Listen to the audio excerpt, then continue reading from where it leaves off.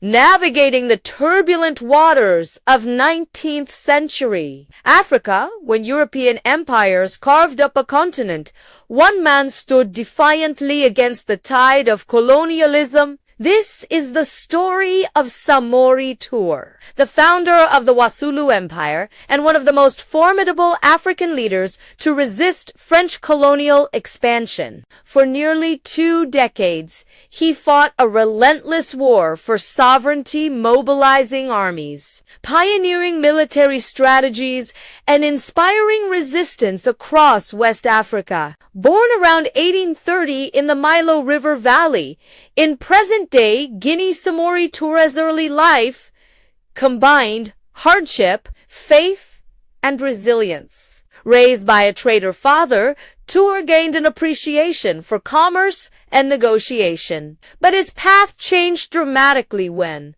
as a young man, he was captured during a raid and sold into servitude for over 7 years. It was a time that hardened him both spiritually and martial. During this period, he studied the Quran and acquired invaluable military skills under local leaders. After his release, Touré began to gather followers from the Kamara clan, training them both in Islamic learning and military discipline. Soon, he stood as a respected leader, capable of commanding both faith and force. By the 1860s, Samori began consolidating power in the Wasulu region, a strategic crossroads of trade and culture in West Africa. But who was Samori Touré? And how did his resistance shape the struggle against imperial conquest? Let's uncover it. By the Ibasi Linges,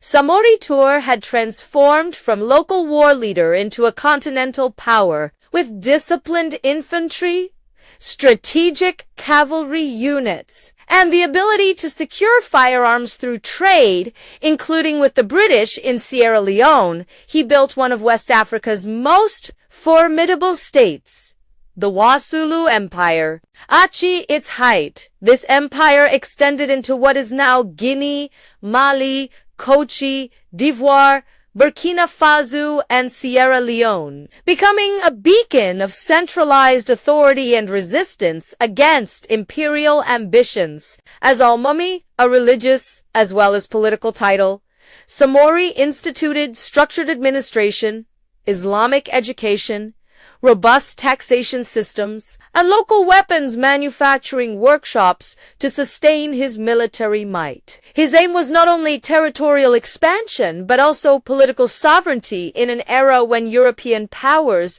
increasingly encroached on African land. But as his power grew, so did the interest of French colonial forces, setting the stage for conflict.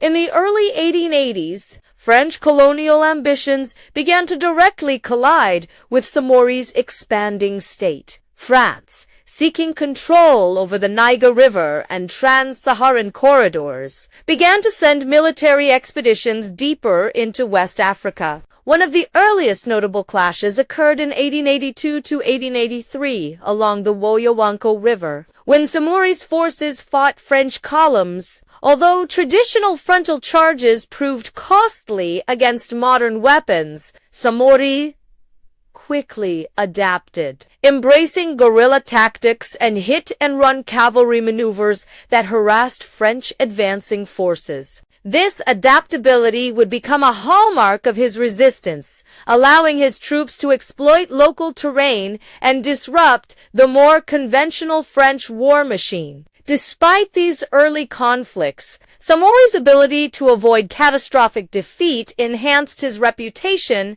as a leader who could resist powerful imperial forces, inspiring support across regional communities. From the mid-1880s onward, a series of pitched battles defined Samori's struggle against the French. Some of the most significant engagements included Battle of Sanankoro 1882, one of the early major confrontations where Samori's forces tried to protect their core territories. He employed ambushes and tactical retreats that preserved his army for future resistance. Battle of Cancun, 1883 to 1887. Cancun held strategic importance as a supply and logistical hub. Samori's forces initially repelled French advances, demonstrating his ability to protect crucial territory and maintain extended supply lines. Battle of the Mandiakui, 1885. In this engagement, Samori managed to unite various local groups against the French,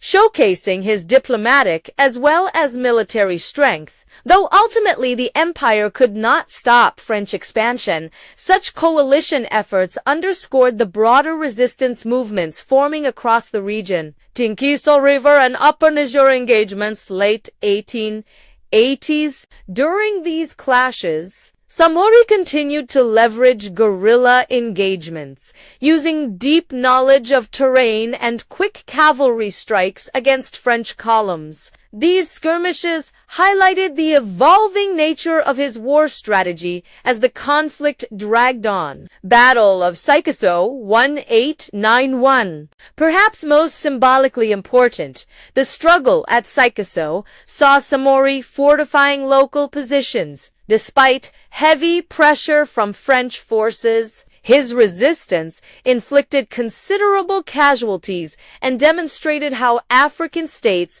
could challenge colonial might. Yet despite these bold stands, the French military, equipped with heavy artillery and larger colonial resources, gradually applied divide-and-conquer tactics and economic pressures. This forced Samori to adapt again and again. By the 1890s, sustained French pressure forced Samori into a series of strategic retreats. In a bold and ruthless move, he instituted a scorched earth policy. Devastating areas he evacuated to slow the French advance, cutting off supplies and forcing his enemy into a protracted campaign far from supply bases. This approach bought time but also severed vital links with key support networks, especially firearms suppliers in Sierra Leone and Liberia. In 1893, Samori moved his capital from Bisandugu in Guinea toward Kang in present-day Côte d'Ivoire, attempting to regroup and sustain his war effort. Despite inflicting further resistance and engaging in fierce fights, the overwhelming weight of French colonial forces began to isolate his empire. The final chapters of this struggle unfolded around 1898, when, after years of relentless campaigning and displacement, Samori was captured near the Cavally River. He was sent into exile in Gabon, where he died in 1900, marking the end of organized military resistance from the Wassoulou Empire, but not the end of his legacy. Samori Touré Est resistance against French colonialism was not merely a military struggle. It was a defining chapter in African resistance to imperial conquest. He demonstrated that African states could mobilize disciplined armies, adopt adaptive strategies, and resist powerful European colonial machines for extended periods. Though ultimately unable to stop French domination, his campaigns slowed the spread of colonial rule, inspired other leaders, and provided a symbolic foundation for later anti-colonial movements across West Africa. Today, Samori is remembered not only as a warrior king, but also as a symbol of resilience and sovereignty, a leader who fought for self-determination in the face of overwhelming odds.